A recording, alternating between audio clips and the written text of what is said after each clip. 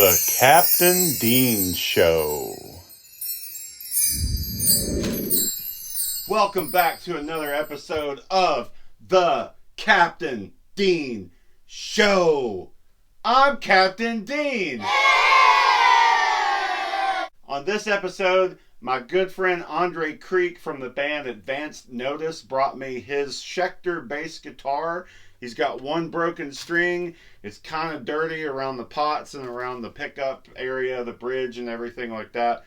So we're going to do some cleaning up action on it. He requested me to get some regular Ernie Ball Super Slinky. Shit, I fucked that up. Andre requested for me to get him the Ernie Ball regular Slinky bass strings. And I used lately the Dunlop 65 fretboard lemon oil polish and 65 formula guitar polish for the body and the neck. Let's do this. I met with Andre Creek yesterday. He actually met me and brought me his bass. This is a Schecter Diamond Series. It's got this really cool kind of green sparkle and black swirl look to it. To me, it looks like it's in the Matrix, but there you go. This was crafted in South Korea, so I'm not really familiar with Schecter. I've played a few. I know a lot of guys that are in like the hard and heavy metal bands of modern day. Schecter's kind of a go-to brand name for that. I first met Andre because he started playing bass in the band. Originally, their name was Electric Rain. And I used to see them a couple times. We played a show together, I think, maybe once or twice. And that's how I got to meet him. And, instantly just got along great. He's a big fan of music, and he's a passionate bass player. So I instantly could relate to him on those two subjects alone. It goes back a little bit with this band. Advanced Notice changed their name from Electric Rain about a year or so ago. Like bands I've been in, they've gone through lineup changes, and when you have a lineup change, sometimes you just want to change the name and have like a fresh start, but also bring some of the songs you've been doing along with you and just kind of keep it fresh and keep it going. My first introduction to any of these guys really goes back to Stephen Meredith, their lead singer. He used to run around with a gang of people that I call the Gravel Switch fan base or the Gravel Switch clique or whatever it is, but there's a local band from our area called Gravel Switch, and they had a really hardcore fan following, and Stephen Meredith was part of that little group of people, and so a lot of mutual friends I already knew were involved, and I met Stephen through them, and he's always been a super nice guy to me, and I have a lot of respect for him. I did not know he could sing. I knew he was passionate as a fan of music, but I didn't know that he ever wanted to pursue singing. And so it was really cool to see him step up to the plate and become the lead singer of Advanced Notice. After Steven, my next introduction would be their guitarist, Philip Goodwin. He was in a band called Blind Locomotive for a long time, and they went through a lot of lineup changes, and he was absolutely persistent on making that band work and making it happen and doing things. And at first, when I met him, I wasn't really sure about him. He seemed kind of like an odd guy to me, but over time, I got to know him a little bit better. And he's just a diehard music fan. He's super passionate about playing guitar, being in a band, and he's extremely down to earth and super nice if you get to know him, and I'm very thankful that I did. I judged him like a book by the cover kind of thing, and I was very wrong to do so. Philip is actually a really, really good guy, and I have a lot of respect for him. He's a great, passionate guitar player. He loves Judas Priest and all things rock and roll, and you got to respect that. Jason Thurman is the drummer for the band. I've known Jason for quite a while. Obviously, being a drummer myself, I've never worked with him before, but we've crossed paths a couple times. Oddly enough, Jason was the drummer for a band called Boomstick, which happened to have Wade England as their guitar player. And of course, Wade England is now in a band with me called Trash Devils. There was a time where I think Boomstick was having some issues about their bass player at the time. I think the band was already kind of entering the stage of unknown, what to do, what's coming, that kind of thing. Wade actually reached out to me and asked me if I wanted to play bass in Boomstick. I ended up declining that offer because they played a lot of cover songs and had a handful of original, and I was just really diehard on being an original musician at that point. So Jason and I almost worked together, but unfortunately it didn't happen. The other guitarist in Advance Notice is Michael Reeves. I've only met Michael a few times at their shows. I've never really got a chance to talk to him or get to know him, but he is a very, very good guitarist, and you can tell that he also is extremely passionate about what he does. So there's a little background on Andre Creek, the bassist for Advanced Notice, a band out of Bowling Green, Kentucky, my hometown. And these guys just work. They are a pretty good mixture of covers and originals, and they're just 5 very passionate guys about playing music, and I have a lot of respect for them. So, Andre brought me his bass. Obviously, the first thing is it has a broken string. It looks like he's bled a little bit on the string, so I might have to put on some latex gloves. Other than that, it's kind of dirty, and I'm going to take everything apart and just kind of do a deep clean on it. I don't know if it needs a setup or not until I kind of get into it a little bit. But he requested a spa day treatment, which is something I've gotten good at putting on video lately with all of my instruments. But a lot more people are starting to come to me and asking me to do this kind of thing for them. So I'm more than happy to do it.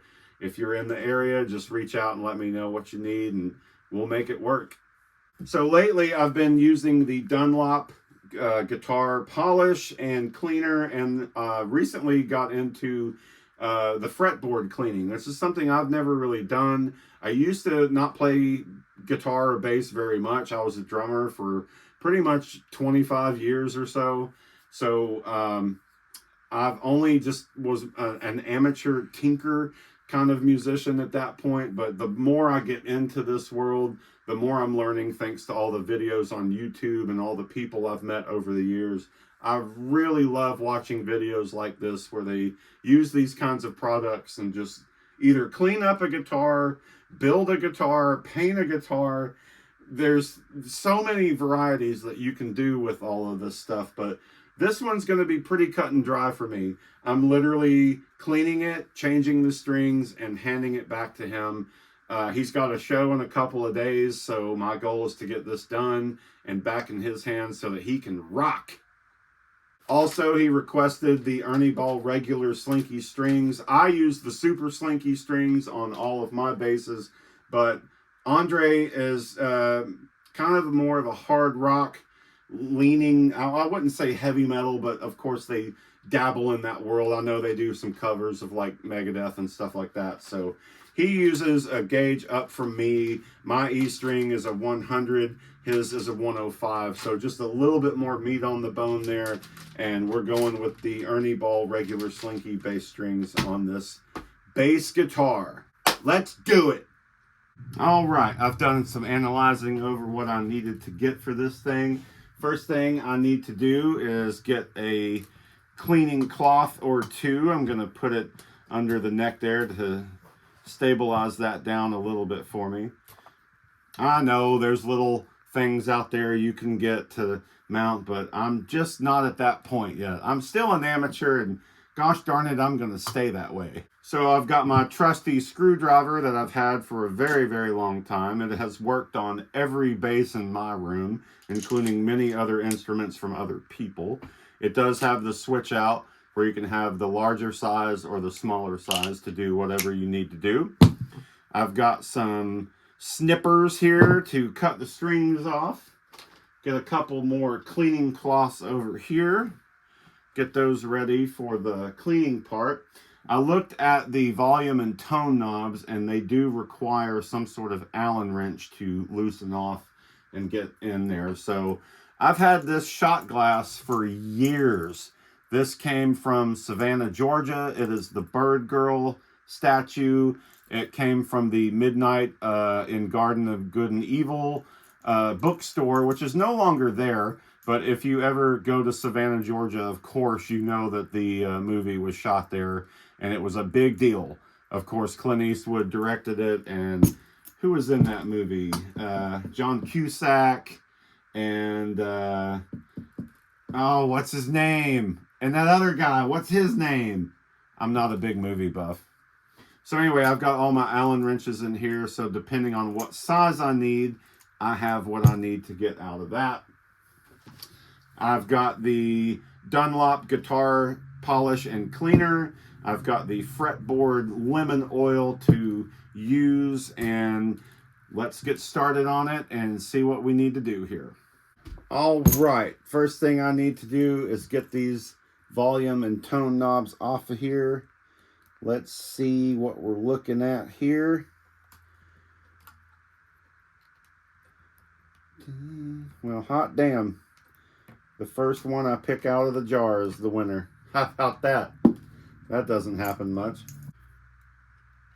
In a weird, superstitious kind of way, I guess you could say, when I work on things like this, I try to always put the knobs back exactly where they were. So I'll set these in the arrangement of where they came from so that when I put them back on here, it'll be the same knob back in the same spot. Might sound dumb to others, but for some reason to me, it, I don't know, has some sort of significance.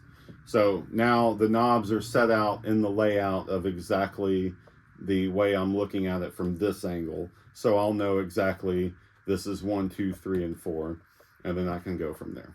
So I will keep that Allen wrench and set it over here to the side so I can use it later when I get back to it. Now let's get these strings off of here.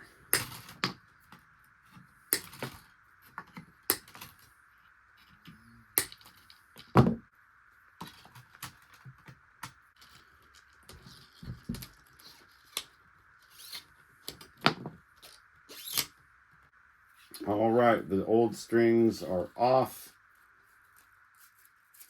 I like to do some sort of tying knot kind of thing to make sure they don't unravel. Get rid of those.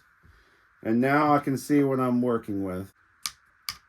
Okay, this is a pull knob kind of tone volume button here. Everything looks good. Everything looks tight. I usually do a little quick run over to make sure that everything is good. Knobs seem pretty tight. I don't think I need to do any internal work on that aspect of things, so that's good to know. One thing I like to do early on when I do stuff like this is check out the headstock. Now, one thing I have noticed is Andre has not peeled off the plastic film that is over the plastic pieces of protection. Normally, I would rip that right off and get rid of it because it's there as a protector basically when you buy it brand new. A lot of people leave them alone. They leave it on there. I noticed it on the back plate too.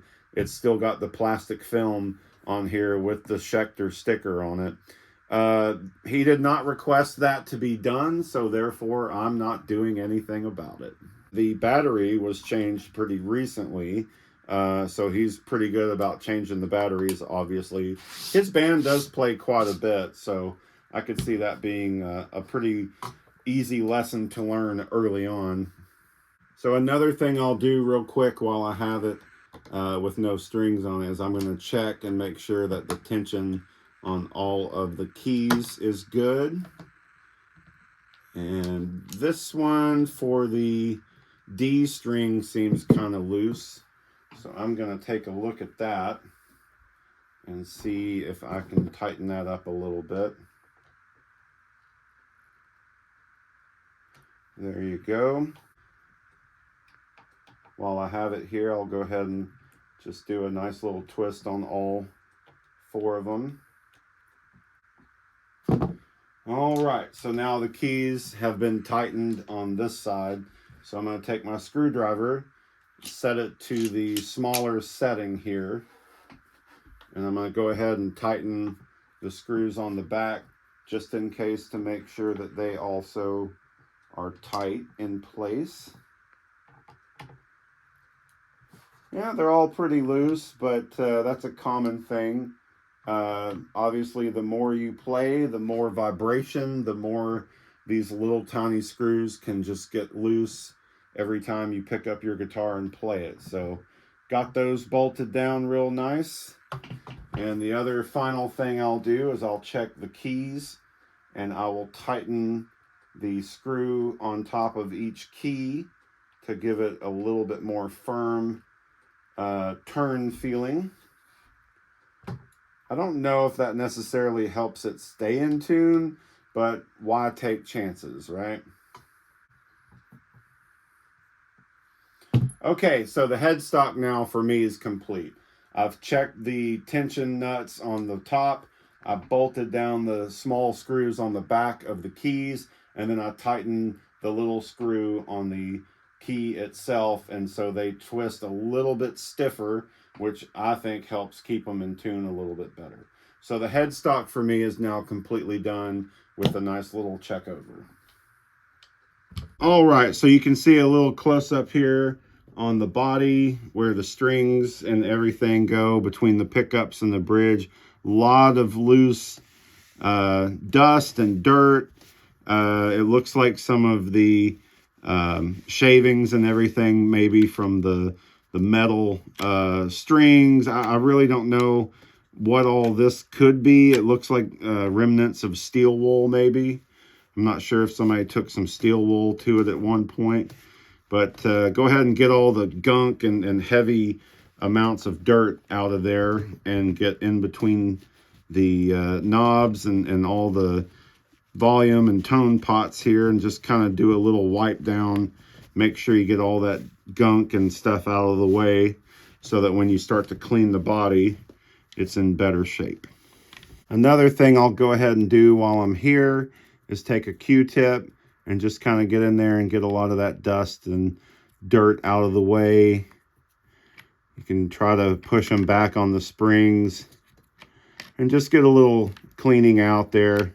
Nothing special. I'm not going to take it apart and deep clean it or anything like that. There's nothing super wrong with the bridge by any means. Just dirt and dust, nothing out of the ordinary. Just kind of wave a Q-tip around in there and try to get a lot of that out of there. And then you can use some air and push it out and just try to get it as clean as you can. Now I'll flip the Q-tip around to the other side and just go really deep into the crevice and the outer shell around the bridge and the pickups. Just try to get, again, as much of the dirt and grime out of the way that you can see. All right, so the Q-tip cleaning part is done, and I will now pull the pickups up a little bit and clean around those. So now I'm going to lift the pickups up a little bit just to get into those areas on the sides and make sure everything is good and clean.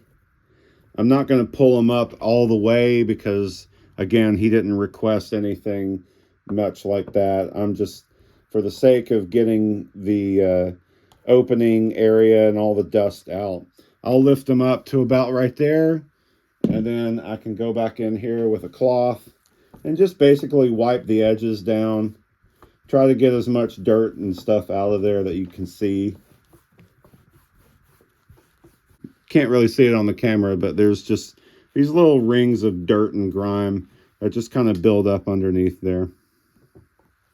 All right, I'm going to screw those back down a little bit and get them in place so that when I put the strings on, I can adjust them back to a proper height and make sure they are ready to rock. Get a good close-up on the fretboard here. Not too bad, definitely dirty. Has definitely gotten some work in on this thing. The frets actually look pretty good. I don't see a need to take steel wool to the frets to clean them up, so I'm actually going to let those ride. They're pretty shiny, pretty good looking, but it's all this dirt in here. You can see even fingerprints in the area where he's been playing. So I'm going to get in there and do some deep cleaning with the guitar polish, and then I'll rub some lemon oil into that, and that will clean it up real nice. So first thing I'm going to put is the guitar polish and cleaner. Spray a little bit on the fretboard here, and I can use my thinner cloth here to just kind of get in those crevices around the frets themselves, and that can help get some of that dirt and dust out of there.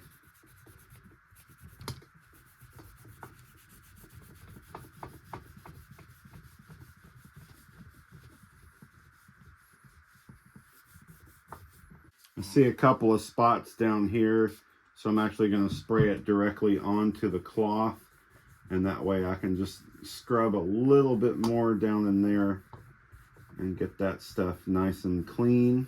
So just one coat of wiping down the fretboard, I've already got that much dirt on to this cloth. This was a very clean yellow cloth when I started, so you can already tell how much dirt and grime is coming off of the fretboard alone. So we're going to do one more run, and then I'm going to put the lemon oil on it. Okay, so a second run of cleaner. This time I'm going to saturate the fretboard instead of spritzing it. And that way, when I do the actual cleaning part, it'll go all the way across the board. The first run is just to kind of get the layer of dirt and grime off of it that you can. This second batch is really deep cleaning into it and getting it nice and clean. And as you can see, this is cleaning it really nicely, actually. And of course, it cleans and polishes up the frets too. If the frets were in much worse shape, all rusty and kind of grimy looking, I definitely would have taken some steel wool to them, but there's absolutely no reason to. They actually look pretty good. Get the nut pretty clean up here. And that is my second run of using the guitar cleaner on the fretboard. While I'm in this area, I will go ahead and clean the headstock and get that over with. This one isn't in too bad a shape. He obviously cares about his instruments and takes pretty good care of them. So it is not in horrible looking condition by any means. So I always wipe the keys off when I get done cleaning the headstock. I did the front and the sides, and then I just wipe down everything around it and get it nice and clean. After I put the strings on and tune everything up, I'll end up wiping it again. When I hand people back their instruments, I want them to be clean and in good shape for them. Okay, now's the time to use this Dunlop lemon oil. This is still kind of new to me. I just recently got into the world of cleaning fretboards on my own guitars. I've always just used the regular guitar polish to just basically wipe them down. But again, thanks to so many people out there in YouTube land, I've learned so much from all the luthiers or amateur luthiers that do stuff like this. So this is really cool. It's like, it reminds me of those little bottles of water with the felt end that people would use to put on envelopes so they don't have to sit there and lick envelopes all day. This is exactly what that reminds me of. So you just basically get it in there and you saturate the whole fret. You know, it gets kind of tricky when you get to the smaller frets down here. I feel like Bob Ross right now. I absolutely love doing stuff like this. And I stay up late at night, laying in bed sometimes, just going through videos on YouTube. And I could watch people do this stuff all day long. And a lot of you out there have been the inspiration for me to even want to join this world and do what you do. So thank you for your inspiration. The lemon oil has been applied on every fret. I will now use my fender cloth, which is a little bit thicker, and I'll make sure to basically just wipe it down. I mean, there's really nothing to it. It really does a great job of getting into the fretboard, keeping the wood. I don't know if it's lubricated or what the word would be, but it definitely seems to help make the fretboard look better. I've noticed that. And that is the process of cleaning a neck. Obviously, I did not tape out and polish the frets because, again, I think they look really good. And by doing those simple techniques alone on the fretboard, you're still cleaning the frets, even though you're not using steel wool or any kind of polish. You're still getting them pretty clean and shiny. So there you go. I'm officially done with the headstock. I did all the tightening and overlook on that to make sure everything's good. I have cleaned, polished, and lemon oiled the fretboard. Did not polish the frets because they do not need it. And that's the last time I'm going to say that because I feel like I keep repeating that line over and over again. Now it is time to move on to the body. But first, I'll go to the neck again and go ahead and clean the neck and the headstock, back headstock, because when I focus on the body, I can just solely stay down there and do that. Just a little bit of a spray of the guitar polish. Just get in those crevices the best way you can. Now I'll move on to the back of the neck and get this nice and polished up here. You can definitely tell he has been rocking hard and getting sweaty because it was very dingy and oily looking. So just a few polishes on that. Since I'm already on the back end of this, I'll take care of the back of it as well. I'm going to take the good Q-tip side from the front cleaning I just did, give it a nice little spritz right there, and get into the string pockets or whatever the hell these are called. Just clean that out a little bit. They got a little dust in there. Get those nice and pretty. And now I am officially done with the Q-tip. Into the garbage you go. Now we're going to clean the back of the bass. I'm going to avoid this area just because it's got the plastic on it and, of course, the battery compartment. There's no need to drop liquid down into that. So guitar polish, pretty simple maneuver here. I usually do just an overall wipe down, and then after the initial part of it is done, I usually go in here and do some sort of circular motion. It seems to almost treat it like as if you're waxing, wax on, wax off, right? And there you go. I don't know if the camera will do it justice or not, but if you can see in this area right here, it is quite dingy. It's heavily stained, very, I don't know, crusty would be a good word, right? So I'm going to get in the string area first, since these are the areas that usually get most of the debris piled up. Luckily, he's got these pickups that are easy for me to wipe on and get over without worrying about getting onto anything. It takes a few passes to get in and out of those areas once the polish is on and wiped.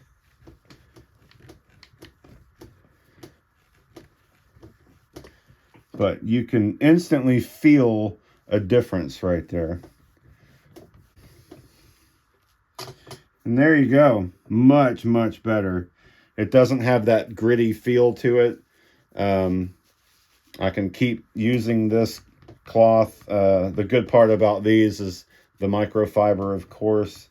Just kind of helps scrub it without scratching it. I don't know if you can see that on camera, but it is definitely a night and day difference on how it feels, and I can even tell by looking at it. So one thing I don't do much on my older videos is kind of an over the shoulder view, I guess, but on this case I'm going to go for it. So I'm going to do the overall body. I'm going to even get a little bit in the area of the bridge and just do a nice little spray down. And there you go. Get my cloth ready to go. And go back to the insides first. Kind of wipe that area down. And then just kind of start going around the whole body. Try to wipe everything down as best you can.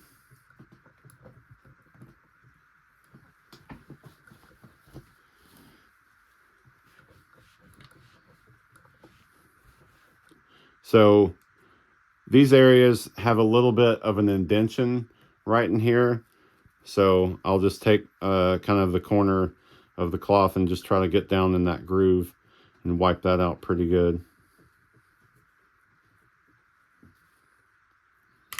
Same with the toggle switch.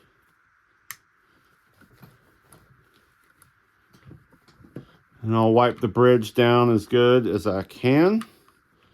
Again, I'm not tearing all this apart and soaking it in anything or any deep cleaning with toothbrushes or anything like that. That is not what he requested. He just wanted a nice clean base with some new strings. And of course, I told him if it needed anything at all, adjustment-wise, height-wise, any sort of tension stuff of any kind, that I would gladly do that. And I won't really know that until I put the strings on.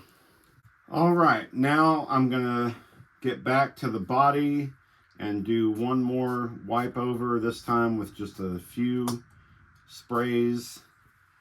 And this will be the last deep clean process of getting the body nice and cleaned up. Instead of the cloth feeling like it's got some sort of grind to it, like it won't push, you know.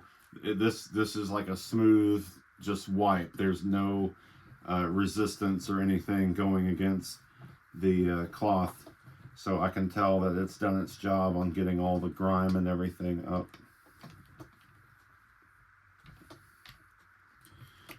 Again, get into the grooves of the string area here and just kind of wipe down what I can get to with my cloth. Do a nice wipe down around the bridge area. And now I'm going to switch to this cloth, which is a more silk type cleaning rag. I don't really know all the technical terms, but it definitely does a good job. Oh yeah, this thing is unbelievably smooth now. You can feel an enormous difference by using this cloth. Unbelievably polished.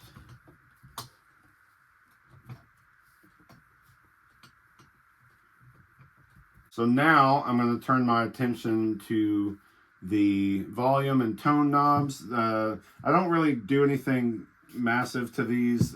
These are also coated in black. Most of the stuff on my instruments are chrome, so it's very, very easy to just take a little piece of steel wool and kind of clean them up. In this case, the guitar polish will do just fine. And as I get them clean, I'll put them in the area they belong, and that way they are where they need to go and ready to lock back down with an Allen wrench. All right, all the knobs are back in their home. I just need to get the Allen wrench and tighten them back up. Normally I try to put the open bolt area facing downward so that when you're playing it, you're not looking down at all of your volume knobs are looking at you, you know. It's just something I've been doing all these years, so I'll actually turn these down toward the body that way, and I'll tighten them up like this.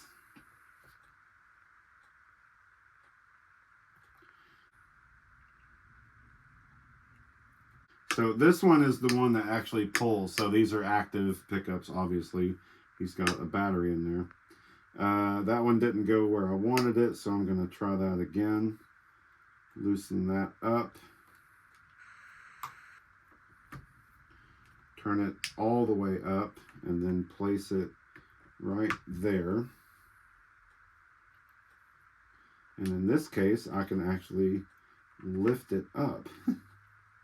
Now the knobs are back on and tight. I am done with the Allen wrench, and I'm gonna get my fingerprints off of there.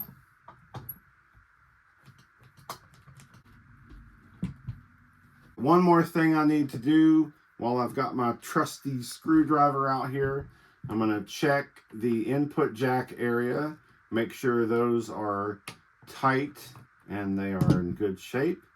The input jack looks good. I'm going to double check that real quick with my pliers here. Perfect. And then one more thing I'll do is I'll flip this over to the larger size Phillips, and I'll go into the strap buttons here and just make sure those are good and tight as well. Not much loose feeling on those, but just enough to do a little crank on it. And now I am done with that for now. I'm going to move all of this stuff out of the way. All right, it's time for strings. So Andre asked me to get the Ernie Ball regular slinky bass strings for his bass.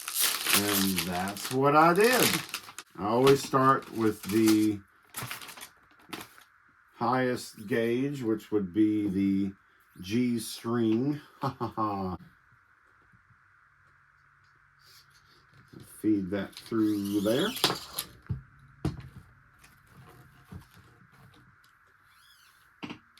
Make sure it's pulled up all the way. So here's my technique of how I learned how to put strings on. You hold it up and you want to go about, I think it's 3 inches from the key it's going into to where you cut the string off. So in this case, it'll be right there. All right, the G string is on. The tension cut was perfect. It's got 3 rows spiraled up, which is exactly what I'm looking for, onto the D string. All right, the D and the G string are on. I had to take it off the table and twist it this way because I'm so dyslexic when I work on these upside down keys. I'm so used to the Fenders and stuff where all 4 keys are on the top and you just do the same twist. You got to reverse it this way. So I'm not used to that, but got it done. Now let's move on to the E and A string. All right. Here's the A string.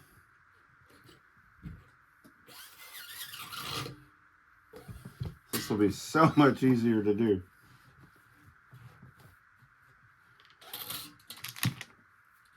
Go about 3 inches above the key. Snip it off right there.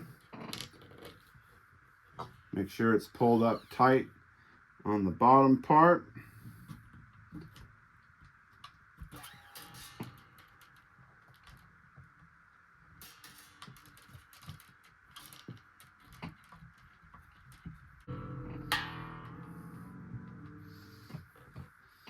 Got 3 coils up here on the headstock.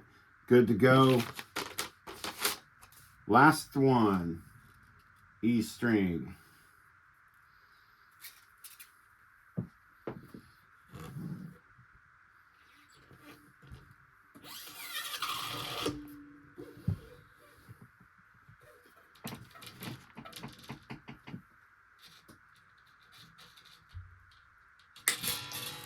Snip, snip, let's go.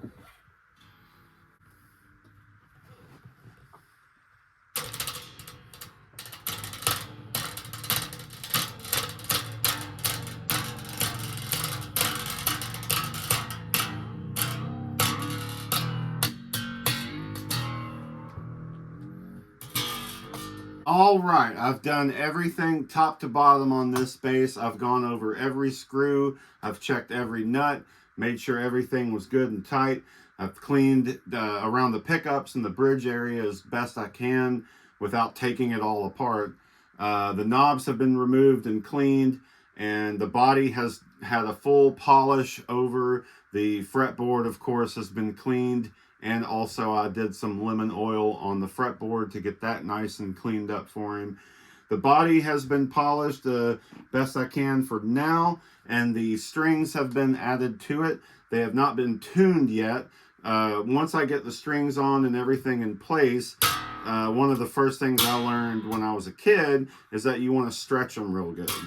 So it sounds like that now, and then you stretch it out, and it kills it a little bit. Same with the A string. Give it a nice pull. Somebody's getting a pull. You can tune it up with the strings fresh on there, but they're going to go out of tune because they haven't been stretched properly. So just a couple of pulls on each one, stretch them out, and then you can go from there, tighten them up a little bit.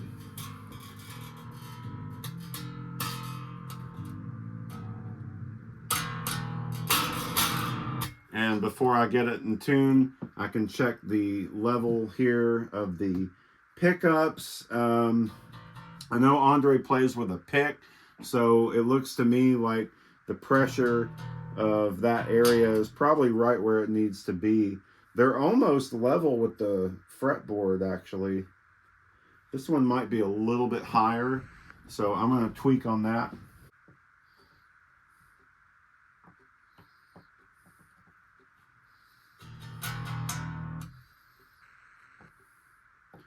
Like just a little notch down to make sure that the strings aren't rattling on there. I go by feel. I know there's tools out there. I'm not a professional luthier. I am an amateur. I do everything by looks and feel. Based on what I'm looking at here, they look good.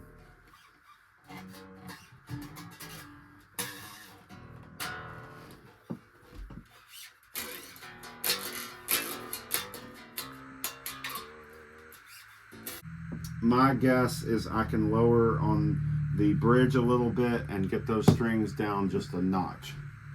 So I'm going to see if the exact same Allen wrench worked on the keys will work on the bridge, and it will not. This is not the right size. All right, so I found the proper Allen wrench I need to work on the bridge a little bit. I'm just going to lower the strings down a couple of turns each, and then kind of feel it from there. The action seems pretty high, but what you do is you go to the 12th fret, and as long as there's no buzzing, you're on the right path. A little bit of buzz there. So I'm going to do the arch thing.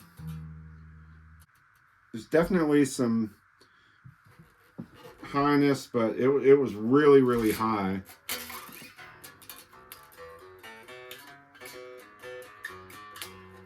So that is that. I'm going to go ahead and lower um, one side. Of course, what you see a lot of people do with bridges is if the string is resting on this thing and it's flat, what they normally do is they'll curve it down so it kind of will lean this direction, or if it's the bottom two strings, they'll lean that direction. Just silly little stuff like that that I pick up on over the years of doing stuff like this. Everything I've ever done has been based on just finding what's comfortable and what feels right to you. And of course, you can learn stuff like this as you progress as a musician.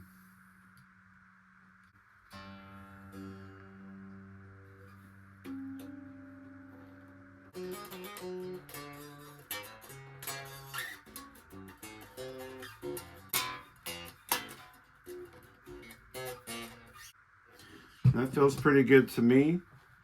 So now that I've got the strings adjusted, I'm going to raise these pickups back up just a notch here. Make sure that it's getting full power from the pickup. And that should do it. We are ready to plug this in and test it out. All right, the strings are on, it's tuned up, it's ready to go. I'm going to plug it into my Fender Rumble amp over here and see what it does.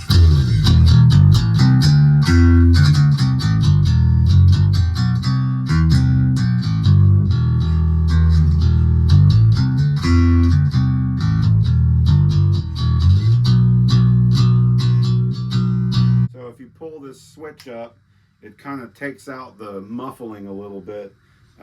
Has something to probably do with the active pickups.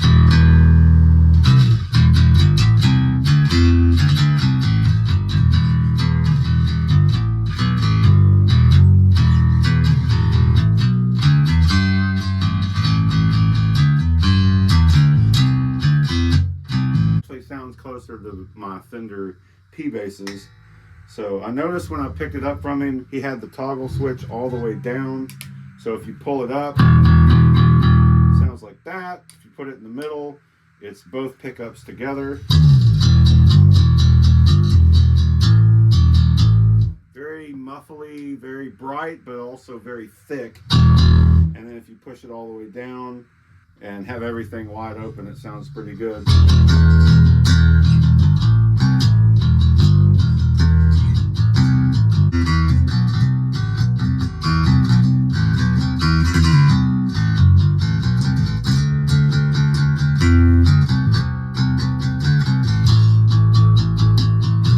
There you go, Andre. Your bass is cleaned, stringed, and ready to rock.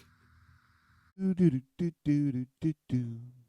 Do do do do do do ba do do do do do ba do do do boo boo ba ba da ba ba ba do do do ba one ba ba ba da ba ba da da da ba ba da ba ba da ba ba do do do ba ba ba do do do ba do do do do